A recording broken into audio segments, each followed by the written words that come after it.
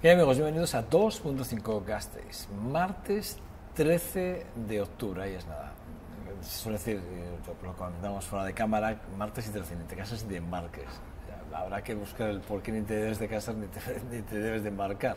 En cualquiera de los dos casos, por si acaso no hacerlo. O sea que, recomendación desde aquí, desde el 2.5 Gasteiz. Bueno, VTV, esta es tu casa, ya saben, tratamos, intentamos, en la medida de lo posible, y siempre que nos da juego las noticias y la actualidad local y provincial, pues que sea, digamos, principal argumento de este programa, de este, digamos, 2.5 Gasteiz, que arrancamos ya hace ya casi un año, más o menos enseguida, este mes de octubre creo que arrancaríamos, vamos a hacer ya un año en este 2.5 Gasteiz, en esta segunda temporada del 2.5 Gasteiz en VTV. Bueno, como todos los días entre semana, de lunes a viernes, ya saben que tenemos una portada, y nuestra portada de hoy la ocupa ni más ni menos que el concejal, teniente alcalde del Ayuntamiento de Vitoria-Gasteiz, más otras 4 áreas de las cuales vamos a hablar, Borja Belanda. ¿Qué tal estás? Según buenos días.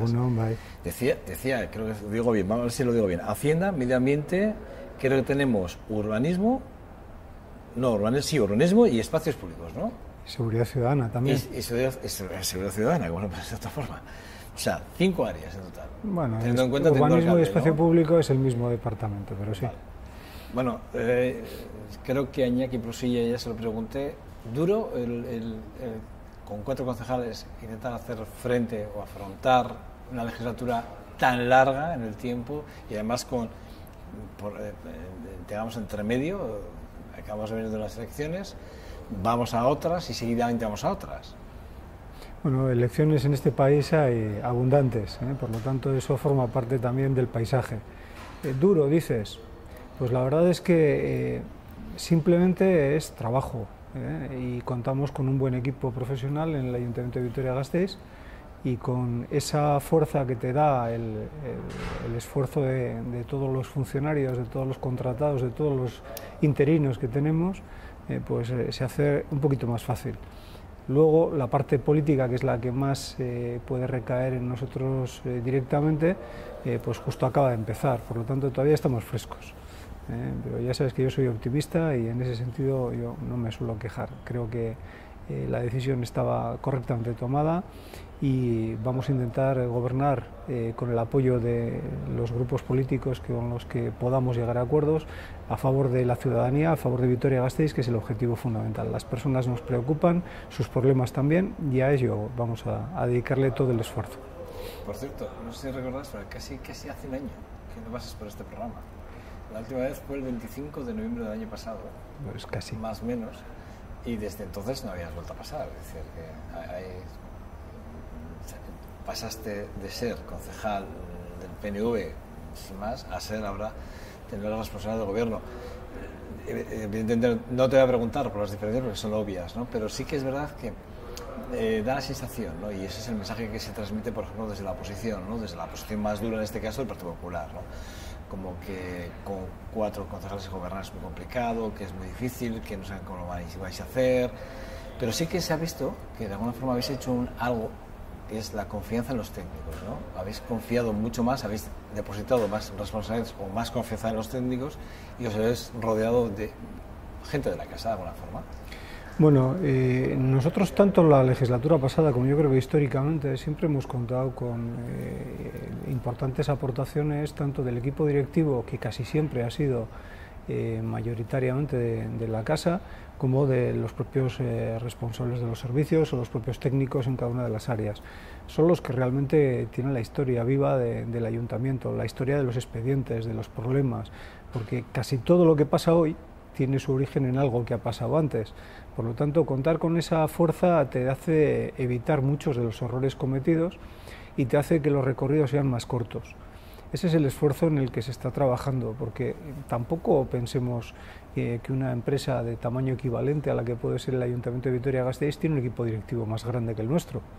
No suele haber más allá de 4 o 5 responsables máximos de las áreas. Por lo tanto, desde esa perspectiva, en lo que es la organización de trabajo cotidiano, no hay grandes diferencias entre que estemos 4 o en lo que puede haber una gran empresa a este nivel. Sí se nota más, como te digo, en la parte política, porque bueno, pues las semanas que tocan comisión, tengo 4 comisiones en una semana, y sí que supone un esfuerzo de atender las peticiones de los grupos, que ahora encima somos 6, con lo cual pues se amplía un poco el trámite de preguntas, y sí exige un esfuerzo mayor de estar pendiente de lo que políticamente preocupa al resto de la corporación. En lo que es el trabajo de todos los días, la verdad es que se lleva bien, no nos vamos a quejar. Bueno, llegar a acuerdos, no sé si será fácil o no, lo que sí que está claro es que el gobierno del PNV en el ayuntamiento sí que es verdad que tiene que contar con los respaldos suficientes para sacar adelante los proyectos presupuestarios. En este caso, hoy mismo vamos a hablar de tasas y precios públicos, vamos a hablar de ordenanzas municipales, hoy mismo ya se hacía la presentación. Hay que intentar buscar el equilibrio entre todas las fuerzas, porque por ejemplo, si se sumase Euskal Herria Bildu al apoyo y solo con los votos socialistas, en cuanto haya 2 abstenciones, irá así, y en este caso sumando en Gaudé, tenemos un problema. Bueno, no, el mismo hay que problema, sumar 9 mínimo. el mínimo problema presente, ¿no? O sea, siempre pasa una cosa, en el Ayuntamiento de Vitoria, esté un gobierno o esté otro, necesita 14 votos para tomar decisiones. Los necesitamos nosotros, los necesitaba el Partido Popular la legislatura pasada. Por lo tanto, en ese sentido no ha cambiado demasiado. Lo que sí ha cambiado es la forma de sumar. La legislatura pasada, esos 14 daban con el partido en el gobierno más 1 de la oposición, pero también daban con los 3 de la oposición. Por lo tanto, de alguna forma volvemos a estar reproduciendo situaciones que en el Ayuntamiento de Vitoria llevan históricamente varios años. Necesitamos, y eso es sano y saludable, el apoyo de grupos que no son el del gobierno para poder sacar los temas adelante. En el caso que nos ocupa, pues efectivamente necesitamos contar como mínimo con 2 grupos. Partiendo del acuerdo estratégico que tenemos con el Partido Socialista, pues en principio somos 9 para sacar los temas adelante, pero necesitamos, como te digo, 14 para poderlo hacer. Eso implica necesariamente contar con otro grupo del tamaño que puede ser EH Bildu, o sumar algún esfuerzo con el Partido Popular, sin descontar que en este tema pues también juegan, como decías, sumando Gaudé o Irabasi. Por lo tanto, el abanico siempre está abierto, y para negociar, para conciliar, para acordar, necesitas tener una cosa que es fundamental, que es credibilidad, y nosotros lo que estamos llevando en esta etapa es una etapa de sembrar esa confianza en la relación con los grupos, de que sepan que cuando decimos una cosa es verdad, y a partir de ese momento, de esa confianza y el respeto que necesitan todos los proyectos políticos, porque todos tenemos necesidad de un espacio donde manifestar nuestros puntos de diferencia o nuestros puntos de acuerdo, entender que la relación política en el ayuntamiento no es solo del equipo de gobierno, es de todas las sensibilidades políticas que allí estamos, porque representan realmente la sensibilidad política global de la ciudad, y es bueno enriquecer. Me puedes decir que, claro, ¿qué remedio te queda con 5 concejales que apelar a este tipo de cosas? Pero son cosas que creo, sinceramente.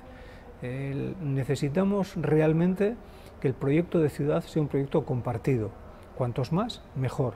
Cuanto más reflejemos el sentir de todos los colectivos que vivimos y habitamos en Vitoria-Gasteiz, mejor estaremos haciendo aquello que nos demandan los ciudadanos, que la política sirva para resolver los problemas que tenemos todos los días y estemos cerca de la gente en sus problemas y en sus ansias. Y ahí el ayuntamiento es la institución más cercana, es la institución que debe estar liderando este tipo de políticas, y nosotros estamos dispuestos a hacerlo. Por lo tanto, no es nada que nos cueste un esfuerzo, forma parte de lo que es necesario hacer. Pero en el fondo es poco obligados a llegar a los acuerdos, porque si no sale adelante, y pedir la responsabilidad a los demás, teniendo también sus líneas programáticas, es intentar llegar a un entente para que todo camine, ¿no? Pero la sensación que el mensaje del Partido Popular en ese sentido sí que habla de debilidad, y a esa debilidad probablemente es a la que se refiere, a que haya que sumar mucho para intentar sacar adelante proyectos a las que ellos se sumarán o no en función de si, como todas las fuerzas políticas, creen programáticamente que pueden coincidir o no, o en el debate puedan confluir, pero difícil eso está claro. Bueno, nosotros no excluimos a nadie, ni por supuesto al Partido Popular, representa una parte importante de la ciudadanía, por lo tanto, en ese contexto necesitamos contar con todas esas opiniones, y aunque no estén de acuerdo, también las tenemos presentes. Por lo tanto, decías, y me parece correcto, que nuestra situación nos obliga a sumar, es verdad, pero yo creo que es más sencillo desde esa política de credibilidad, desde esa política de respeto hacia los demás, que en épocas anteriores donde eso no se ha dado. Bueno, ordenanzas fiscales. ¿Cuál es el principio de acuerdo en el que se deberían de gestar, y teniendo en cuenta que esas tasas o precios públicos que deberían de salir aprobadas por por un conjunto de fuerzas políticas intentando velar porque al ciudadano no se le vuelva a hacer pagar las mermas políticas en el ayuntamiento? No me refiero a que evidentemente están muy hipotecadas, ¿no? Los números están muy hipotecados porque tenemos una situación de tesorería del cual vamos a hablar luego muy importante, ¿no? De hecho, ese ha sido el debate en las últimas semanas, está claro, ¿no? Y hay una gran diferencia, por cierto, en cuanto a la propuesta, en cuanto a fórmulas de asientos contables que propone Manu Uriarte, que fue la explicación que dio pública hace poco, y las que desde el Departamento de Hacienda se hacen, ¿no? Pero bueno, dicho esto, ¿vamos a pagar los ciudadanos de Gasteiz las mermas económicas del ayuntamiento a través de las tasas y precios públicos? No, no vamos a pagar los ciudadanos de Vitoria-Gasteiz las mermas causadas por la mala gestión del Partido Popular. Vamos a intentar, entre todos, porque esto sí que es muy importante, con la colaboración ciudadana, diluir estos pagos lo más que podamos. Lo vamos a intentar, por una parte, lo que tenemos pendiente, ya me gustaría que fuesen las cifras que decía Manu Uriarte, pero la realidad es muy tozuda, y en matemáticas, que no es filosofía, en filosofía todo es elástico, pero en matemáticas es mucho más preciso, y los asientos contables son los que son y no son otra cosa. Pero bueno, decías, de cara a las ordenanzas fiscales, bueno, abrimos la parte que tiene que ver con el ejercicio 2016 y siguientes. Entonces, dentro de lo que son los capítulos que van ligados necesariamente, que es ingresos y gastos de un presupuesto, la parte que toca a las ordenanzas fiscales son la regulación de los contenidos de los impuestos propios municipales, tasas, precios públicos, que forman parte de ese conjunto de ingresos que gestionamos desde el ayuntamiento con nuestra, capacidad a la hora de tomar decisiones. ¿Qué es lo que planteamos nosotros a la hora de abordar este debate? Bueno, pues la verdad es que en general estamos defendiendo una política donde no crezca la imposición más allá del IPC. Estamos hablando en torno al 1% y esa va a ser la regla general. Sí tiene alguna excepción. Las excepciones, la conocida del IAE, donde ajustamos en el ejercicio 2016 en nuestra propuesta lo que se ha llegado a acuerdo con el Sindicato Empresarial Alavés para mitigar el incremento de este año 2015, que se va a materializar en su totalidad con ese crecimiento del 41%. Bueno, pues el año que viene buscamos un poco acomodar a una senda normalizada de tributación. Y el otro gran concepto que va a tener variación es la tasa de basuras. La tasa de basuras para residencial, que tenemos 3 tarifas aplicables, va a crecer un 6, la tarifa más pequeña, que es donde está la mayoría de los ciudadanos, viviendas de menos de 120 metros, el 8% va a crecer las viviendas intermedias y el 10% las viviendas superiores. Y el resto de conceptos crecen el 8%. Esta es la propuesta, como digo, que se va a plantear desde el equipo de gobierno para su discusión encima de la mesa. A partir de ahí, pues efectivamente iniciamos todo un recorrido donde los grupos políticos van a poder analizar el conjunto de ordenanzas, van a poder hacer las enmiendas pertinentes y ligada a estas enmiendas que afectan, como digo, al ingreso, tendrá que ir la parte de gasto, porque estos son las dos caras de la moneda. Discutimos nuestro convenio particular, que es el de ordenanzas, y a partir de ahí discutimos en qué vamos a gastar los ingresos que obtenemos, que complementados básicamente con el FOFEL y con las aportaciones singulares que pueda haber de cada una de las administraciones con las que conveníamos, pues forman el conjunto de los ingresos que tiene el ayuntamiento. Entonces, hoy lo que hacemos es, de alguna forma, iniciar este recorrido que afecta, como digo, al ejercicio de 2016. Cuando hablas de peculiaridades también, hablarás de Gilsa, ¿no? Es decir, porque estamos hablando de que se está hablando de extraer o sacar dinero o repartir dividendos, se utilizan muchos términos, ¿no?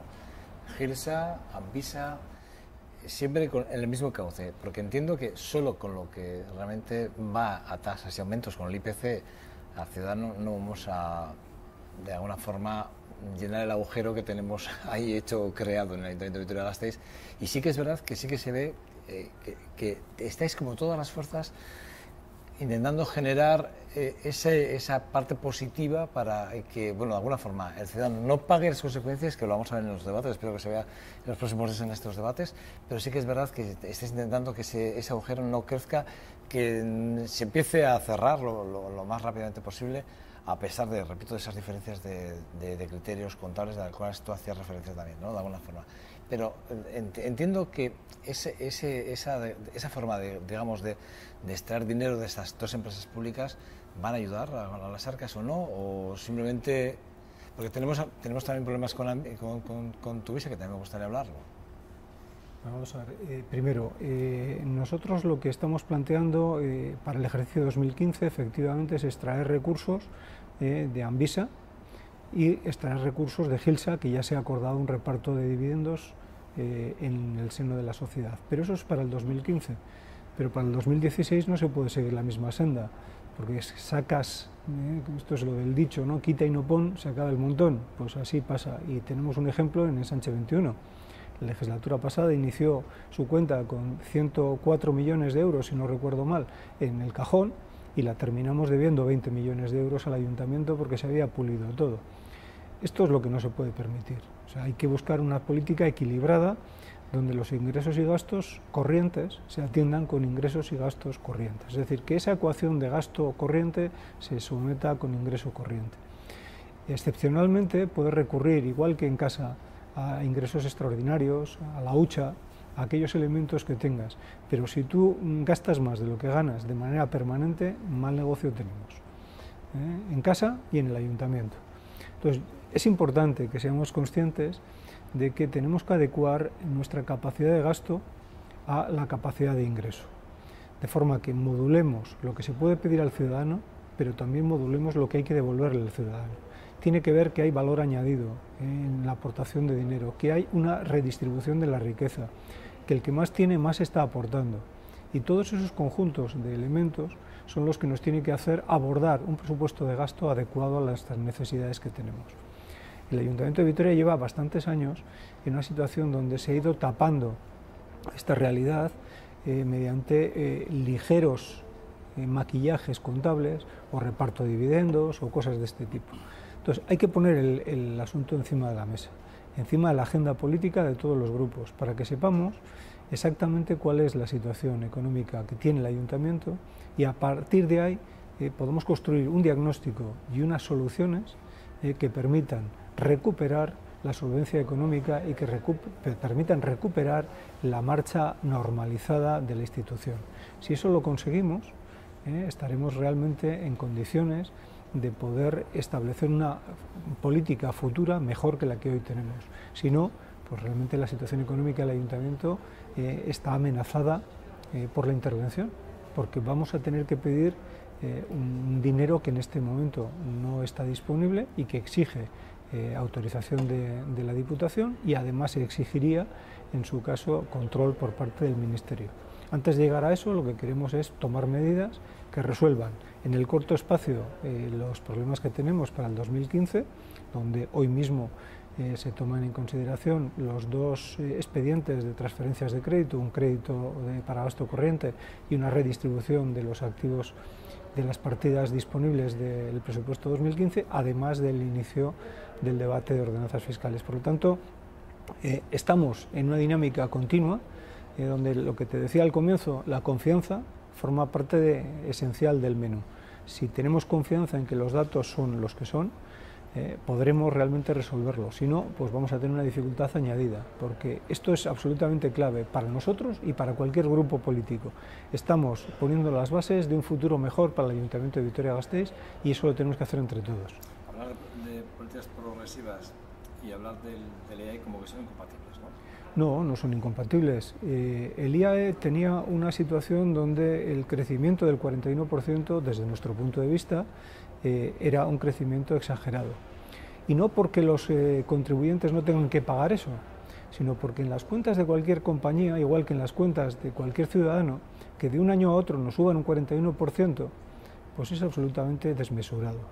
Nadie puede atender el pago de los impuestos con un crecimiento de ese tipo, porque en una época complicada, donde normalmente el crecimiento de los ingresos no lleva en esas cifras, estamos en cero o estamos disminuyendo nuestra capacidad de ingreso, pues, o sea, que suban un 41% tus aportaciones, sea a lo que sea, se digiere mal.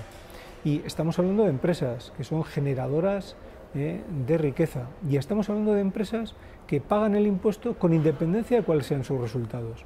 Porque si estamos hablando de tributar sobre el beneficio, pues igual estaríamos de acuerdo. Pero no es así. El IAE grava simplemente el ejercicio de la actividad. Ganes o pierdas. Imagínate una situación donde estás perdiendo, estás aguantando a los trabajadores que tienes para que no afecte en negativo a la situación económica y a la propia empresa, porque no nos olvidemos que cuando los empresarios mantienen esa estructura, no es un acto de generosidad, es una inversión que están haciendo para un futuro que esperamos mejor entre todos, ¿no? Entonces, el IAE, que grava ese tipo de situaciones, no puede crecer, y nuestra apuesta es que tenga una senda estable de comportamiento, el IAE y el resto de los tributos, porque no podemos estar haciendo alteraciones muy significativas en las tasas, porque yo creo que nadie lo puede permitir. Pero en la situación en la que estamos, repito, y ahora sí que quiero entrar en esa diferencia que hablábamos al principio de Manu Uriarte llega y dice, no, mira, aquí la diferencia no son 68 millones, sino exactamente son 21, hay una diferencia entre la propuesta de él, o 22, y la propuesta que sale desde el Departamento de Hacienda, ¿no? Y dice, no son 68 o 66, sino son 21 porque resulta que hace su cábala y hay una diferencia de 41 millones.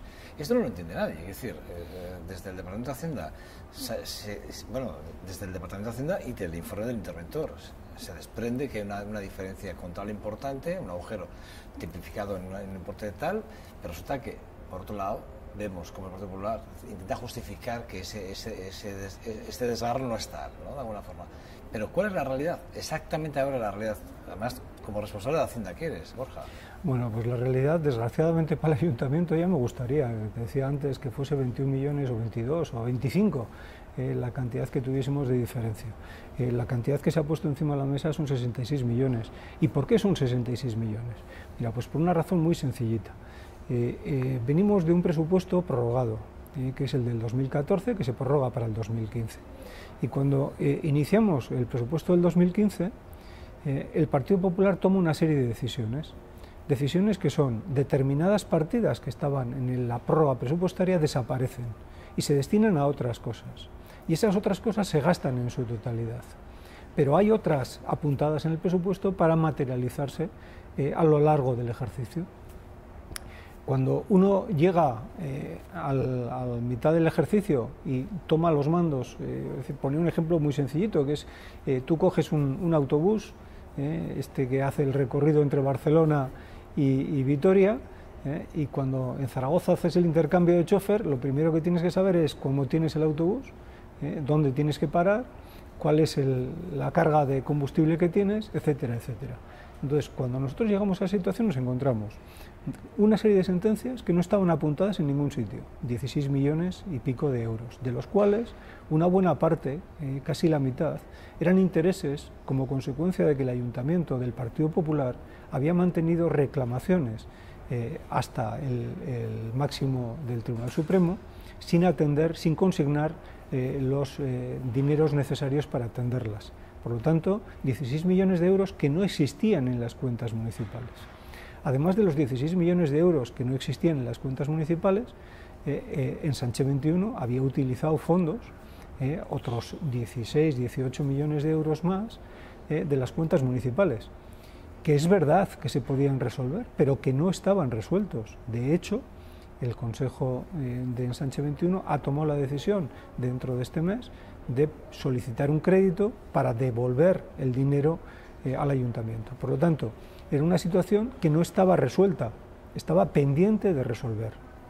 Además de eso, nos encontrábamos con la existencia de unas retenciones de crédito. Retenciones de crédito significa que hay gastos que están apuntados, pero que no se autorizan en la medida en que no tengan ingreso que lo soporte. El ingreso estaba vinculado a la venta de parcelas y no se había hecho nada para venderlas. Por lo tanto, teníamos 8 millones y pico de euros que estaban bloqueados, pendientes de que hubiese un ingreso para el que no se había trabajado. Clásico, de todas maneras. Exacto. Pero el problema es que entre esos ingresos retenidos, una buena parte, una muy importante parte, se correspondía con Tuvisa. Y Tuvisa es un servicio básico y fundamental del Ayuntamiento de Vitoria para todos los ciudadanos. Si ese servicio no se puede atender porque no tengo el dinero necesario para poder hacerlo, difícilmente estoy cumpliendo con los compromisos que tengo como ayuntamiento. Por lo tanto, esa es otra importante partida. A partir de ahí nos encontramos con toda una serie de partidas que estaban consignadas en el presupuesto, pero pendientes de ejecutar, a falta de ingreso. Y lo que nosotros dijimos es, si tenemos que cumplir la totalidad de la hoja de ruta establecida, hay que llegar a Vitoria y hay que parar en cada uno de los sitios que estaban establecidos, nos faltan estos 68 millones, que incluía en esa previsión inicial la paga extra de los funcionarios, que como hemos visto, después parte se van a atender este mes de octubre y otra parte va al año que viene. ¿Qué es lo que se ha hecho por el equipo de gobierno? Plantear soluciones a esos problemas. Las soluciones de algunos de los temas, efectivamente, son echar el balón hacia adelante. Y cuando las sentencias nos han permitido poder hablar de un pago en el 2015 y un pago en el 2016, lo hemos consignado así. Pero todo el mundo sabe que en el 2016 tenemos una parte de dinero gastado. Y eso con el resto de los conceptos. ¿Por qué? Porque es muy importante que lo que no paguemos hoy sepamos cuándo lo vamos a pagar. Esto es igual que en casa. Si tú tomas un préstamo para comprar una lavadora y lo vas a pagar en 12 meses y empezamos a pagarlo en este mes de octubre, sabes que hasta el mes de septiembre del año que viene vas a tener que hacer frente a esos pagos, a esa cuota cada uno de los meses. Por lo tanto, tú debes de saber que parte de ese dinero del año que viene, eso que vas a cobrar, lo tienes ya gastado. Borja, esto es una pregunta, no sé cómo, pero sí que es verdad que vosotros estabais en la oposición. Desde la oposición y parte de responsabilidad de gobierno sí que tuvisteis con los presupuestos de 2 años, durante 2 años. ¿No os sentís culpables de no haber hecho un control, digamos, como oposición realmente en el Ensanche 21? Porque si estabais sabiendo y sabíais, entiendo que tiene que haber informes técnicos que además desaconsejasen realmente al equipo de gobierno de Javier Maroto que tomasen ese tipo de medidas. Lo mismo digo el ayuntamiento, es decir, en el momento que se mueven partidas, yo entiendo que habrá técnicos que habrán hecho sus informes correspondientes a esos movimientos, diciendo o desaconsejando o no, en su caso, que eso se produjese, ¿no?, de alguna forma. Y vosotros como oposición teníais que, entiendo, tener información suficiente o necesaria para denunciar esa situación. Pero por otro lado, no se tengo la sensación de que no se denunciaba o se intentaba llegar a un acuerdo para intentar salir adelante con la legislatura, pero algo de responsabilidad tiene que tener la oposición también, ¿no? O con los técnicos también deben tener alguna responsabilidad. Al final, que no tiene ninguna responsabilidad, al final es el que paga sus impuestos al final de año, que tiene su nómina, sus gastos, su familia, sus hijos, el contribuyente en definitiva, ¿no? Bueno, responsabilidad tiene básicamente el equipo de gobierno, porque es el que tiene todas las herramientas para tomar las decisiones y el que las toma. Por lo tanto, el equipo de gobierno en primer lugar tiene las responsabilidades. Decías en Ensanche 21, nosotros hemos tenido que llegar, pero para que te hagas una idea, hemos tenido que pedir vía notarial determinado tipo de informes porque no se suministraban por parte de la presidencia de la sociedad. Luego, bueno, pues, pero el que uno esté dentro del Consejo no garantiza el acceso a la información, te la tienen que facilitar. Tienes derecho, pero en caso de que te lo nieguen, lo tienes que solicitar. Eso es uno de los cambios fundamentales que ha habido en la gestión, de tener que recurrir a esas vías para que a uno le den la información a la que tiene derecho, a que la información esté encima de la mesa en todo momento. Por eso te decía antes que la credibilidad es una absoluta clave para establecer un diálogo sensato entre distintos grupos políticos. Decías que algo de responsabilidad tenemos. Sí, claro que hemos tenido el esfuerzo de apoyar al Partido Popular para que resolviese los problemas de los vitorianos y vitorianas. Lo que pasa es que en lugar de hacer lo correcto, lo que hemos visto que ha hecho es utilizar las partidas que a ellos les ha interesado en detrimento de otras partidas menos acordes a su proyecto político. Por ejemplo, decíamos en la prórroga presupuestaria, uno de los conceptos que el Partido Popular eliminó de golpe fue las ayudas a la cooperación del desarrollo. Sí. Estaban en el proyecto presupuestario anterior, las eliminó de raíz en cuanto ha tenido ocasión. Por lo tanto, quiere decir que además de estar de acuerdo en lo político, hay que ser respetuoso con el cumplimiento de los acuerdos. Y lo que ha hecho el Partido Popular es quemar todas las naves en relación con estos temas con todos los grupos políticos, no solo con nosotros, sino con todos los grupos políticos. De ahí la soledad en que el Partido Popular se encuentra hoy en día. Y esto es absolutamente clave y necesario para que todos tengamos un poco este horizonte de hacia dónde tenemos que ir. Y nuestra idea es precisamente la contraria, es buscar todos los elementos que den lugar a esos espacios de consenso que permitan al ciudadano tener un mejor control del ayuntamiento y que sepa a dónde van los proyectos políticos de cada uno. ¿Creéis que a lo largo de la legislatura se podrán llegar a algunos acuerdos concretos con el Partido Popular? ¿O creéis que realmente, dada la situación en la que se encuentran, realmente de hastío y de enfado y de, digamos, de, no sé cómo titularlo, creéis que va a ser complicado o difícil? Bueno, yo creo que la situación política irá evolucionando y en esa evolución el Partido Popular también tendrá que mover sus piezas, ¿no?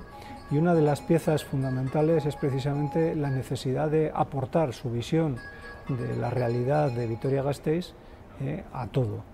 Yo creo y espero que el Partido Popular sea sensato y vuelva otra vez a una senda donde podamos con ellos y con el resto conciliar todos los esfuerzos políticos. Si no, pues se lo he dicho ya en algunas comisiones, pues habrá dos visiones diferentes de la realidad, la suya y la del resto. Legítimas todas, pero necesario yo creo que para que Vitoria-Gasteiz funcione, que tengamos una visión de ciudad, una visión de municipio, casi más que ciudad, lo más consensuada posible, porque una de las cosas que no nos podemos permitir es los errores del pasado. No podemos permitirnos el prueba y error sistemático con los costes que ello ha tenido en la historia de Vitoria-Gasteiz. Yo me considero, y con esto terminamos, ya lo siento, Borja, tienes tantos departamentos que vas a tener que venir más veces, ya lo siento, y para hablar además de otros departamentos que también me interesan mucho, ¿no? Pero sí que es verdad que yo soy defensor de los ramales de tranvía. Yo lo del BRT, bueno, bien, vale. Confieso que yo soy defensor del tranvía y que quiero ver mi ciudad con los dos ramales hechos. Y que creo que hay que darle, efectivamente, que creo que hay que dejarse de mirar al ombligo y mirar para adelante, ser valientes, y que creo que las políticas locales no tienen nada que ver con las territoriales y que creo que hay que ser valiente y decirle, igual hay que decirle al partido, en este caso al Lehendakari, que no, que nosotros queremos nuestro tranvía, que los gasteiztarras lo quieren. Mira, hay una cosa... Yo, ¿sabes por dónde voy? Sí, sí. Y creo que además es bueno, ¿no? Que mira, hay una cosa que es fundamental y yo creo que marca el cambio en las políticas a todos los niveles. El sí por el sí ya no sirve en política, ni local ni política general. Yo creo que es absolutamente clave que evaluemos el impacto social de cada uno de los gastos. Si podemos obtener el mismo resultado gastando menos, debemos explorar y abordar esa solución. Yo creo que la solución BRT la vamos a poder experimentar, creo que no tardando mucho tiempo, en la línea periférica de Tuvisa. Y esperemos que los resultados contradigan eso que tú has dicho, que el ramal del tranvía es necesario, porque si esos resultados nos aportan que con menos esfuerzo económico en la inversión conseguimos un resultado satisfactorio para el cliente, estaremos dando la solución definitiva. Pero fíjate, yo iba más allá, quiero decir, aquí estábamos hablando la semana pasada y además algún contortilo sacó el dato, ¿no? Que tanto en cuanto la reunión Urkullu, Lehendakari, nuestro alcalde, con el que Hortana se reunían y se hablaban de, bueno, como tranquilo, vamos BRT, analicemos. Sabemos que Ana Oregi venía ya desde el principio de la legislatura, desde que entró con el BRT encaminado. Ahí sabemos que está Avelino trabajando duro para que de alguna forma esto a ver cómo va. Pero sí que es verdad que por otro lado se está firmando ese acuerdo con San Sebastián para ese metro de 165 millones de euros. Y decíamos, no puede ser que aquí nos estén intentando convencer. Esto es lo que se hablaba en la tertulia. Bueno, yo creo que no hay firmado ningún acuerdo, ni con San Sebastián ni con ningún otro sitio. Y yo creo que las mismas necesidades económicas que planteamos nosotros las plantea el Gobierno vasco, las planteará Donostia, San Sebastián y Guipúzcoa entera. Yo creo que hay que ser, como te digo, hay que incorporar a cada una de las cuestiones el modelo de reflexión de la importancia que tiene el gasto social. O sea, tenemos que ser capaces de justificar al ciudadano por qué invertimos cada uno de los conceptos. No caben ya aeropuertos sin aviones, no caben infraestructuras de otra época y de otras necesidades. Tenemos que ser conscientes de que hay que poner los pies en el suelo y a partir de ahí escribir la historia. Y yo creo que el acento en la movilidad tiene que cambiar del medio de transporte al ciudadano, al que se mueve. La movilidad es de cada una de las personas y el cómo hacerlo es lo adecuado. Cuando le hablas a Maroto del H24, le hablas de recuperar, cuando hablas de canon de capitalidad, es que ayer me estuve viendo el pleno, en el que sucedió ese debate con la cláusula número 2, ese punto número 2, que ellos evidentemente lo admitieron y que además como había que votarlo por puntos, porque ya se ha hablado del tema, sí que es verdad que ellos hablan de, bueno, como que no se entiende, mira, no, o sea, capital sí, pero capitalidad, que el gobierno más como la capitalidad y el otro no sé de qué me hablas. Se hizo como un poco así como, bueno, no sé de qué me estás hablando. Está claro que tu propuesta está clara, efectivamente, nosotros podemos mejorar económicamente también si tuviésemos ciertas medidas que, o digamos, ciertas transferencias que dependen del gobierno de España y que Euskadi podría tener y que Álava se puede beneficiar de ellas. Lo que pasa es que, bueno, evidentemente como gurú del Partido Popular ahora mismo, ¿no?, en Madrid, pues tiene que defender dos tipos de políticas, una en Madrid y otra en Vitoria, y eso es difícil, ¿no? Pero sí que es verdad que se entendió, claro. Pero tú sabías que era imposible, ¿no? Bueno, vamos a ver, aquí hay Es decir, que no sé por dónde querías ir, pero... No, hay un doble lenguaje, y eso sí, es lo sí, que... Escuete, por favor. Sí, no, el doble lenguaje que Javier Maroto utiliza es exigente con el gobierno vasco, porque dice que tiene que aportar más a Vitoria, y no es exigente con el Partido Popular de Madrid, con el gobierno central en Madrid, porque aquellos están exentos. La relación con uno es el cupo, la relación con otros es la ley de territorios históricos y la ley de aportaciones. Nosotros lo que creemos es que tenemos que ser capaces de mejorar los ingresos con nuestro esfuerzo, con el apoyo del gobierno vasco que lo está dando y con el apoyo del gobierno de Madrid que no lo está dando. En toda la legislatura de Javier Maroto la media aportación no llegaba a los 140.000 euros. Si esto es una aportación desde el gobierno central, cuando en épocas anteriores había tenido unas aportaciones muchísimo mayores. Yo no digo que nos tengan que suplementar y resolver los problemas que hemos generado nosotros desde fuera. Tenemos que hacerlo entre todos, pero realmente lo que no se puede es solo mirar a una parte a la hora de buscar las soluciones. Por eso el planteamiento de decir, oiga, tengamos las dos caras de la misma moneda, seamos sensatos. El gobierno hay que pedirle, y lo vamos a hacer en la medida en que podamos, con proyectos y con ideas, pero también el gobierno de Madrid, con los mismos proyectos y con las mismas ideas. Y esperamos la misma respuesta, cosa que en el caso del gobierno vasco de Urkullu, pues efectivamente la respuesta ha sido positiva. En el caso del gobierno de Madrid, del Partido Popular, de Rajoy, la respuesta es siempre negativa. Borja Belandia, un verdadero placer. Muchas gracias por hoy hablar solo de Hacienda. Volveremos para hablar de medio ambiente que tenemos, porque el CEC es algo que Montes de Vitoria, protección. Fíjate que es un tema que a mí también me tiene ahí, está dando vueltas. Estamos viendo además por unas ciertas medidas que se están tomando ya, decisiones de Madrid con el tema de Garoña, que también pueden ser importantes a la hora de debatir. Sé que de parte de Soslayo, bueno, nos tocará, pero bueno, creo que son temas importantes. Protección ciudadana, evidentemente, cómo no, a quién no le preocupa, ¿no?, la protección ciudadana. Bueno, muchas gracias para hablar contigo. Borja Belandia, muchas gracias por acercarte al 2.5 Gasteiz. Siempre, espero que no tardemos un año, esperemos que en breve para hablar de otras materias, ¿vale? Perfecto, es que ricasco. Bueno, nada, ustedes espero. 2 segundos, vamos a hablar de deportes. Vamos a hablar con mi compañero de jefe de Redacción Deportiva de este casado, don John Dos Santos. Hasta ahora.